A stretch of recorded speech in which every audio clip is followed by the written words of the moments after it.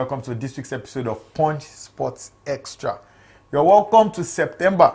May it be a month to remember. For good, you need to add that clause for good because clauses are the reasons why contracts do have problems. Shegonda is my name. I have Abiodun Adewale with me here in the studio. Together, we'll be having a fantastic time. Where best to start from other than our front page, your front page, Punch Sports Extra's front page for the 2nd of September 2024. Biodun, frozen out Victor Osimhen, not in the plans of Antonio Conte over there in Naples for the club Napoli. What happened with any of all these contracts? Victor Osimhen trended from Monday last week up until Sunday, the last day of July. Sorry, the last day of August 2024. Whatever Conte said has been Napoli's statements that has not been loud, that has not been said loudly, maybe just before the end of the season. But the handwriting was already on the wall before the end of last season that Victor Osimhen was not going to continue at Napoli ahead of the new season. He was going to find a new club just few months after signing a contract extension until the summer of 2026 with the Italian club. So at this point, the incidents we saw from Monday till Friday, which was deadline day, was supposed to be some. We expected drama. Anything that goes down the wire to the last day of the transfer window might be a little bit dramatic. But eventually, it ended up in chaos for Osimhen and Napoli, and even his agents by extension. So it's now a dirty deal, no deal. Everybody just left empty-handed, and it looks like nobody is going to win in this situation. Okay, Biodun, what went down? Because Nigerians were eagerly expecting that move. At the point, that move became the biggest football move in the world. Because all other players, as much as, Sterling, Sancho, and Co. But the big move everybody was talking about, even in English media, was Victor Osimhen coming to England. And it will happen, it is 80% done, 85% done, to everything going down the drain. What went down? Whose fault was what? I mean, what is really going on? What really went down? Well, in terms of blame, I think there is enough to go around. From Napoli to Aurelio De Laurentiis, the president of the club, to Osimhen and his agent, Roberto Calenda. The thing is, by the time that they have set their minds that everybody was going to part ways at the end of this season, I expected that negotiation would have been very fast and all of that. I didn't even expect him to be with Napoli during pre-season. But he was there. We were still hoping that something will happen before the end of the transfer window. So what went down on the deadline day was that the things that we've not seen, the concrete things, the concrete moves that we've not seen from any of the clubs that have been mentioned, Man United, PSG, and even Arsenal, the concrete things that we did not see from them. We saw it from a club in Saudi, Al Ahly, and of course, Chelsea in England. Those were the two teams that were in the race to beat the deadline day drama and sign Osimhen on Friday. But as it were, the player was leaning towards a Premier League move. But what Chelsea offered was 4 million in fixed salary per year. Wow. Plus 2 million bonus if they qualify. Plus 2 million bonus if they qualified for the UEFA Champions League, and another 2 million. Depending on the number of goals that he provides for the club as well. That is 8 million. That is 8 million. And currently at Napoli, he earns about 12 million a year. And for what Chelsea was offering, only 4 million was guaranteed. Even if he scored all the goals, if they don't make the Champions League, he doesn't get the 2 million and maybe the other 2 million as well. So it was not balanced. It was too low that was too small compared to his expectations. And the other club that matched Napoli's desires in terms of money and all of that, Al Ahly offered 70 million plus 10 million in add-ons, and Osimhen was going to earn 40 million a year from that deal. Fair and square from all. But out of nowhere, we just heard Napoli wanted 5 million extra on that deal, and they were irritated. There was Ivan Toney coming from Brentford, who was also free. He was equally the kind of striker that they wanted. They had only one space for 2 international players. They could either sign Osimhen or Ivan Toney. The moment Napoli brought up the idea of more 5 million euros for that deal, they just switched off, gave Osimhen a new contract so that they would probably sell hurriedly by this summer for 130 million euros. But what they did not fail, or what they failed to realize was that as at the summer of 2022-2023, when they won the Scudetto, if they had put a price tag of 100 million or even more, I think they would have gotten him sold. Premier League clubs who are caught up in financial fair play rules and all of that, as at this summer, would have paid for him since last summer, and the deal would have been closed. So it was just the first mistake, signing and hoping that they will sell in another 6 months or 7 months time when the summer will close. But you know what happened. I think Napoli got it wrong. They got their calculations wrong, thinking that they would. But so now they will have to keep. Now he has failed to secure the moves, and apparently they blocked him. They blocked him from moving too, for whatever reasons that Nigerians have been quoting. Maybe issues he has had with them over control, social media issues and all of that. At a point in time, he has taken down pictures of all related Napoli content. Yeah. A Nigerian residing in Italy shared an opinion and said, Italian football fans and even administrators don't take these things lightly.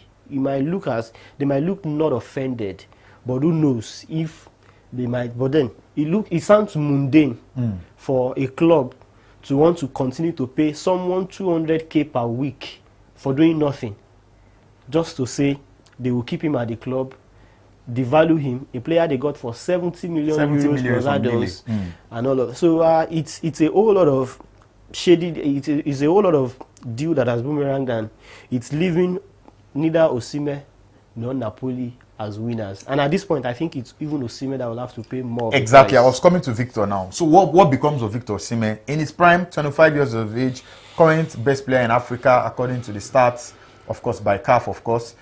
And without a club, Conte says he's not going into that team. Any other window outside of now comes up in the next 4 months. No football for a footballer in 4 months.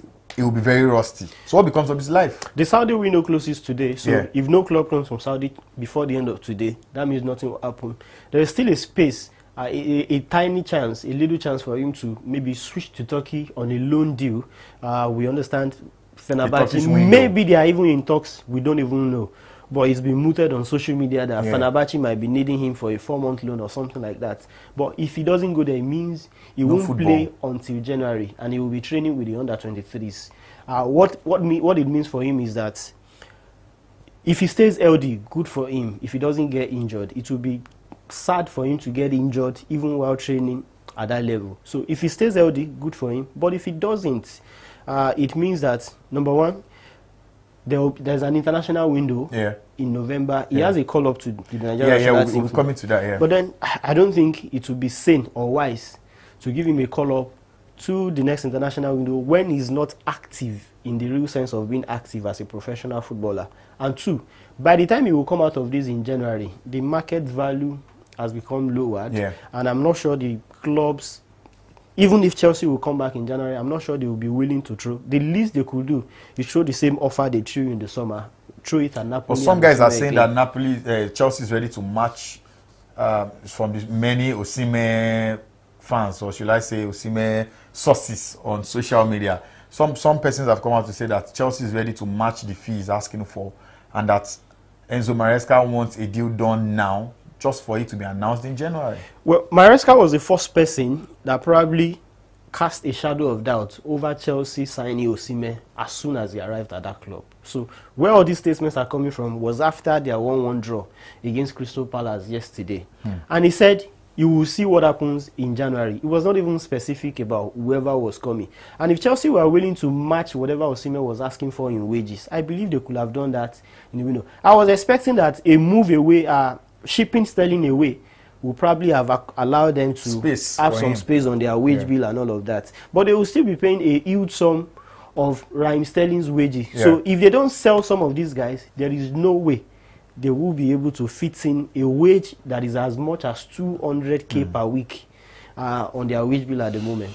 All right, we just had to spend quite some time on that Osimhen deal. Remember I said it trended for an entire week on social media, and between Thursday, Friday, that was like the peak period of the whole trend thing. And of the very last day of the month, second to the last day of the month, the 30th, which was Friday, We thought what was going to happen between today and 11 p.m. deadline day transfer has it been called. Unfortunately, nothing materialized, and Victor Osimhen is still with the club, but at the same time, tactically without a club. Anyway, the camp of the Super Eagles opened today, and we have about 11 players in already.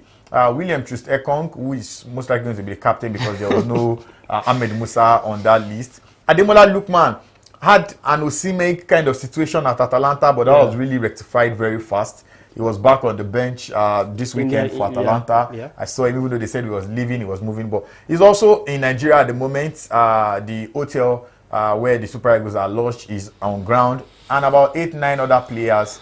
Overall, we have about 11-12 players gathered here in Nigeria, here for the game against the Squirrels of Benin this weekend. The boys are in, the Super Eagles of Nigeria. Taiwo Awoniyi, back in the squad as well. Yeah, he was injured. He didn't make it to the Cup of Nations because of injury. But the guys are back. I mean, it's win or bust. We know what's going on at the moment with the Super Eagles, from one controversy to the other. But before we quickly talk about the boys, what happened to our manager? Our manager was signed and sealed, and everything was plastered on front pages of sporting newspapers and even major newspapers, only for us to start hearing that our coach rejected us. I guess our HR didn't do the job right. I mean, for such to have happened, how did they get it wrong? They now came to explain in your terms, shalayeing on social media. Shalaye Olympics. Okay, shalaye. We get a lot of, we come first in that every time, man. We get gold in Shalaye Olympics. What went wrong? What energy is that? This is not our first German manager. We've never entered this kind of hot waters before. So what happened this time? What happened? So maybe Bruno Labbadia was just meant to be popular in Nigeria after all. Because when the mail came in at about 5 a.m. That Tuesday morning, I was like, who announces a manager like a thief in the night? It was strange. Boom! Breaking news. Early in the morning. NFF gets new coach, Bruno Labbadia. He was going to be the 6th German manager who will be in charge of the Eagles. You could suspect that something was not right, something was not appropriate with that mail, only for us to know few days later that he had yet to sign his contract because he was not even in Nigeria yet. There was no physical contact, and he had rejected the deal because he was asking the Nigeria Football Federation to also pay in stacks in Germany, being the Nigerian coach. And that baffles me when the NFF came up with the explanation eventually that the German tax, a stringent German tax law, botched their deal with Bruno Labbadia. And I began to wonder. We had General most recently, who is a German coach, who worked with us. How come we didn't have this kind of tax issues with him while negotiating his contract? And before General, we've had 4 others who has worked with us that are from Germany and all of that. So the whole thing just looked Labbadia to me, coming from the name of the coach. So the explanation was not just, it was tenable. It was not given. It was tenable, but then it was questionable. If we had worked with a German manager most recently, how come we didn't see that coming? Maybe they didn't tell us. While we were in the talking stage with him. Perhaps the NFF, led by, what's his name now? Ahmad didn't tell us, found a way around whatever they did to find a way around that trouble. So, but from that, I think we've moved past Labbadia. At some point, I was going to compare him with some managers in the domestic league in Nigeria based on his pedigree and all of that. But he's gone for good. Eguavoen is back acting, and we have the top 2 managers if you go by last season's performance. Coach Ijabo, Daniel Ogumodede, and Fidelis Ilechukwu of Rangers assisting Austin Eguavoen. We saw the letter delivered online. I'm like, okay, we are official now, Few 2 weeks ago, Fidelis Ilechukwu was still answering questions with us, and he was saying he had got the rumors just like every other person did, that he was going to be asked to I think your story, sorry. So I think he was going to be appointed as one of the assistants to work with Austin Eguavoen. After then, there was Bruno Labbadia until we returned to Eguavoen again. So from what I understand too, Austin Eguavoen had gone abroad initially to shop for assistants who will be able to work with him during this window. And he's back with a match analyst who I suppose worked with General at some point in time too, during General's reign. Then another fitness trainer who will be in town for the games. good for the two coaches, Coach Daniel Ogumodede and Fidelis Ilechukwu. You know, that is something you want to put on your CV. It's needed. And it takes them closer to their destination. You know, these are top guys, the top two coaches. You know, aside from Finidi George, who has been at the helm, assistant at the Super Eagles, and even a coach, even if it's for 2 games. But they are acting, just for 2 games. But just for 2 games. They pay them whatever it is due to them now, and they are gone. But it takes them closer to wherever they want to be in terms of getting the national team job anytime in the future. But currently, if you ask me about the current arrangement, when I saw the letter, I was like, who does this in 2024? We request the release of... That is not a coach... An automatic release. So, while you are seeking cooperation with the clubs, that is not a person under any obligation. He will only be doing it as a sense of pride for his country. See, it's a huge call, let me answer this call up and all. You only call up players like that, national team players like that, not coaches. So I believe going forward, I hope the Super Eagles HR is going forward, if we have a technical director in Austin Eguavon, who is always on standby if we have situations like this, there is no reason why they should not have subordinates whom they will be able to call, not just asking clubs to release their coaches for them. For them to have been called, Biodun, these are guys from the best of the best NPFL teams. Yes. Remo Stars, Rangers International. These are the big boys at the moment. So why not just even give them that engagement, isn't it?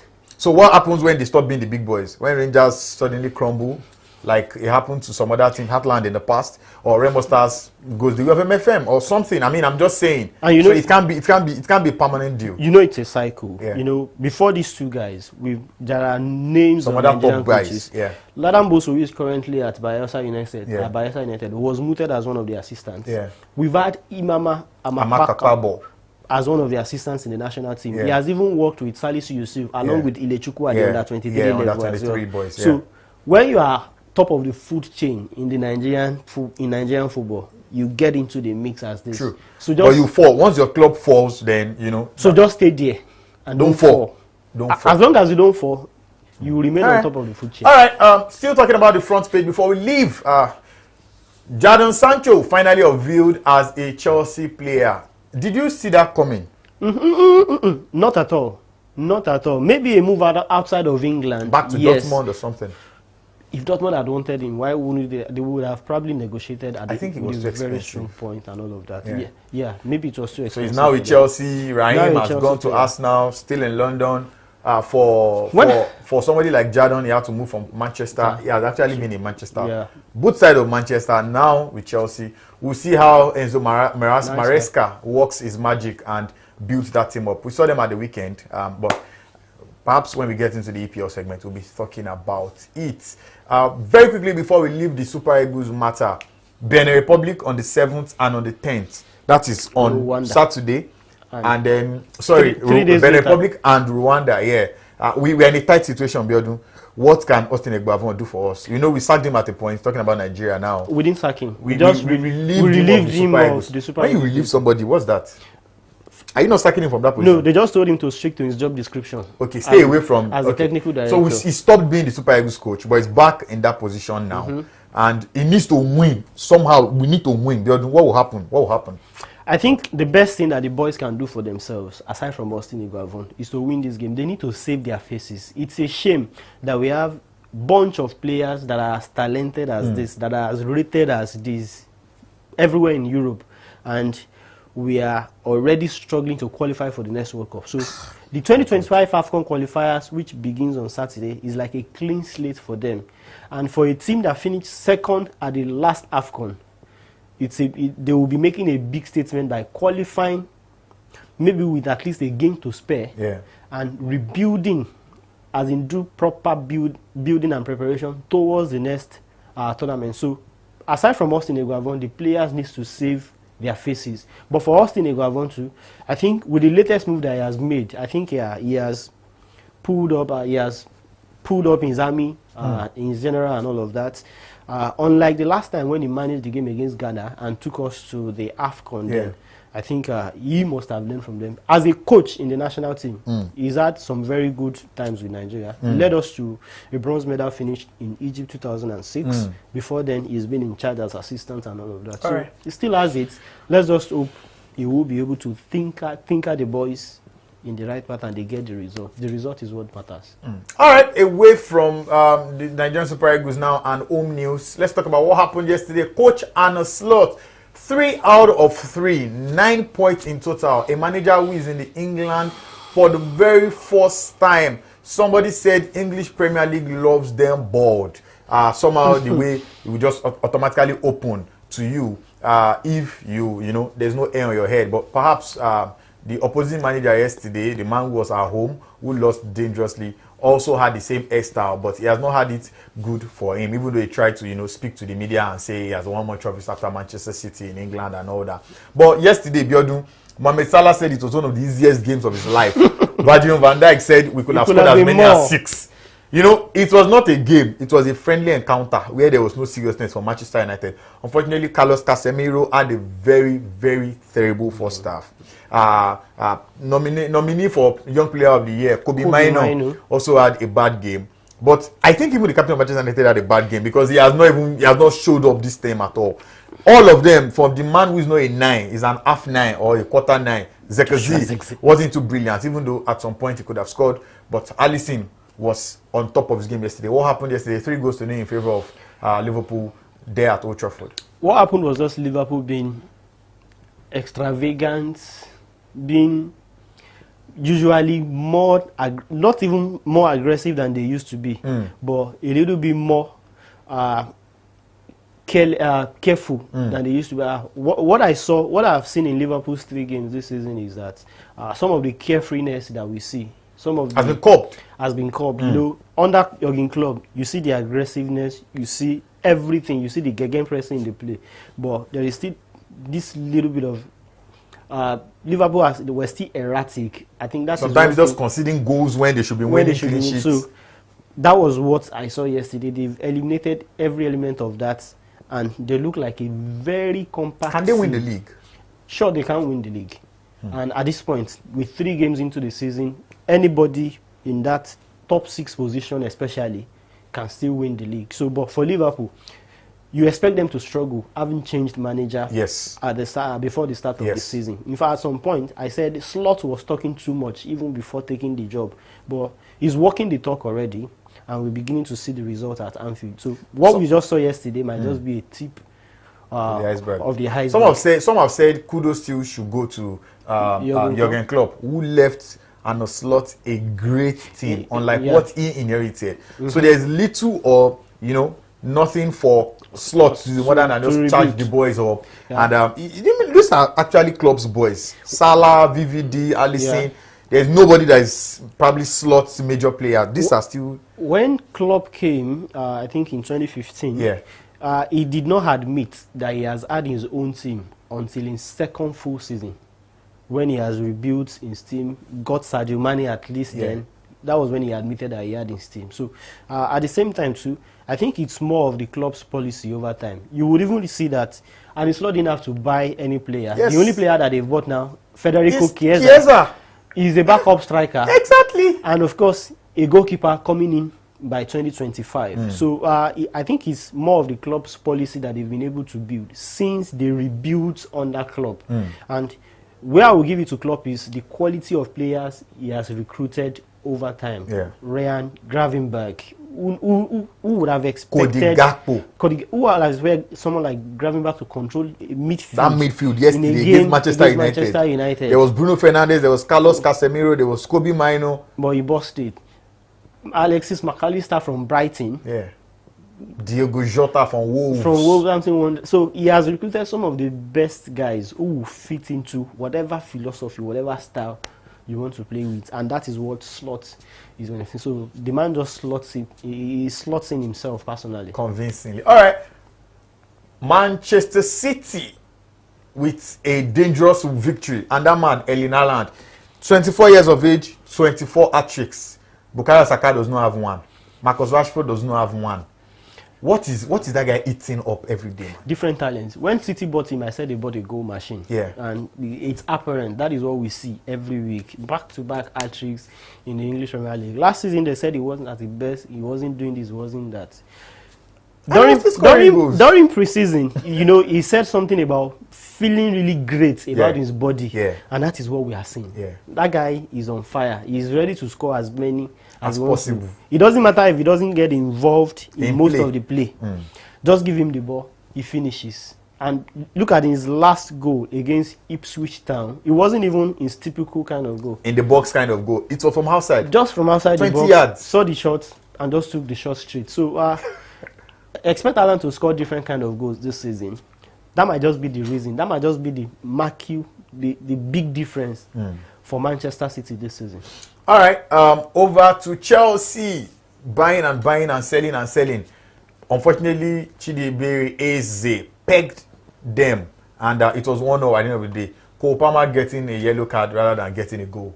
What is going on? I mean, I know they are still cooking, but are they cooking the right food? A squad that is bloated even beyond the belief of their fans. You know, Noni Madueke scored a hat-trick last week. And then went off. Nicholas Jackson scored 1 goal last week. Scored another one this week, but he was telling someone to shut up. Yes. And Mikel answered him and said, score every week and I'll shut up. Yesterday, Mikel hasn't said a thing now. Maybe today. Maybe until next week, until after the international window, when we have another thing. But Chelsea, before Palace even equalized, I said one thing. They've played 2 games before Palace. The mentality, I've not really seen it in them. True. That they could fight, that they could wrestle anything. City, they played the kind of football that you might want to like against City. But eventually, how did it end? They collapsed like a pack of cards. They couldn't just muzzle City. That was one. In their game against Wolves were just poor. And Crystal Palace yesterday. Crystal Palace is one of the poorest teams so far. This season. But they just turned up in 1 minute and Chelsea didn't have any answer to that. So it shows the level that they need to get to. And there are still players on the bench who will still be looking for spaces in that front. The kind of wingers that Maresca likes that he has got. So let's see how he'll be able to balance a bloated squad. But then, talking about bloated squad, they will need it because of all the Conference League games they will be playing this season. All right, very quickly, we move over to Spain. 7th heaven for Barcelona. 7 goals to 0 against Valladolid. This was a team that Real Madrid was struggling to beat 1-0 up until 86 minutes. Then they got the second, and then in 92nd and 93rd or so, Endrick came on and got the third. It was 3-0 in the first half, in the first 45 minutes for Barcelona against Valladolid. And then they came back in the second half, and then they beat them properly. There's no error. Barcelona are also, you know, not too much talk, but they are doing the duty and they are doing their duties and they are doing the job right. It just looks like Xavi, who wasn't sacked but has to go for reasons, for managerial reasons, left Flick some very good team. And the guy just worked on them with his own ingenuity, and look at the results that they are delivering. They look like they are, even with all the signings of this world that Real Madrid have made, with all the Project Mbappe and Project Endrick, at the present moment, Barcelona look like the real deal, even more than them. So it's only a matter of time before we see. And if Madrid, on the other hand, fail to thick as much as people expect, as quickly as people expect, Barcelona might just be running. And remember, if there is a 4-point, whenever there is usually a 4-point gap between them, it's usually unassailable. And all right, early days, still early days. Real Madrid won 2 goals to 0. Finally, after so many chances, it came to the party. 2 goals, got a sweet goal off a fantastic assist from Federico Valverde. And a penalty that Vini should have taken, but he allowed Kylian take it. A brace for Kylian Mbappe. But over very quickly in Germany, 2 goals to 0 in favor of Bayern Munich. Harry Kane scoring a penalty. But for Victor Boniface and his friends, they taste defeat for the first time in a long time. They don't even know what it feels like. The ingredient of defeat. They are not used to it anymore. But I think they failed the last one against RB Leipzig. It was an unbeaten run to their 35 game to their 35 game run. 3 goals to 2. And it was at home, so it makes it very painful. All right, let's end on this note. A good one for the Nigerian contingent at the Paralympics. For the very first time ever, Nigeria has won a medal in Paralympics badminton. The release all over social media trending. And the Minister of Sports is already, you know, Pep talk. Oh my goodness. You have these terms for these things. The pep talk he was giving, and there was camera on, and that's saying minister started to pep. Anyway, congratulations. That was why she won the bronze. Yes, because of the pep talk. All right, beautiful. No shalaism this time, like you call it. All right, good one for Team Nigeria. Remember, Paralympics is still on. We're always very different, the Paralympics team. We've gotten our very first medal. Bronze it is, but we'll take it, We'll take it. At least it's different from something to share. Yeah, something to, to put a smile on our faces. Thank you very much for being a part of this package. Thank you to Biodun for being here in the studio with me. Stay out of trouble, guys. It's the beginning of a new week. It's the beginning of a new month. God willing will be here next week, Monday, to do what we always do best. We are here because you are there. My name is Shegun Odwan. I say have yourselves a fantastic week. God bless you.